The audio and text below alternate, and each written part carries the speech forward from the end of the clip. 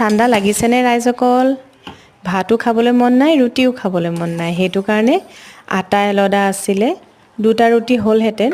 সেই আটাকেইটা বেলি ৰুটি আকাৰত বেলি কাটি এয়া পানীত বইল কৰি ল'লোঁ। তাৰপিছতে ঘৰত থকা সমস্ত ভেজিটেবলবিলাক দিলোঁ। যিহেতু ল'ৰাবিলাকে নেখায় চব্জিবিলাক সাধাৰণতে, কিন্তু এনেধৰণে আপোনালোকে বনাই চাবচোন, তাহাঁতি নেখাওঁ বুলি ক'বই নোৱাৰে। আটাখিনি বইল কৰি এই ধৰণে চাকনিৰে চেকি ল'লোঁ। বইল কৰোঁতে আপোনালোকে যেনেকৈ চাওমিন বইল কৰে তেনেকৈ বইল কৰিব।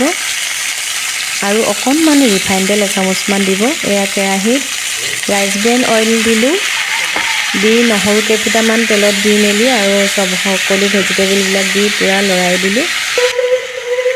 অকণমান চয়া চচ দিলোঁ।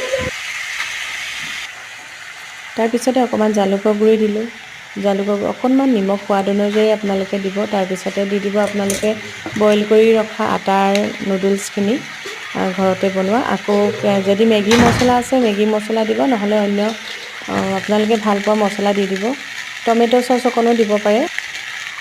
টমেট' চচ অকণমান দি দিব নিজৰ অনুযায়ী। আৰু মেয়নিজ থাকিলে মেয়নিজ আপোনালোকে দি দিব 2 চামুচমান।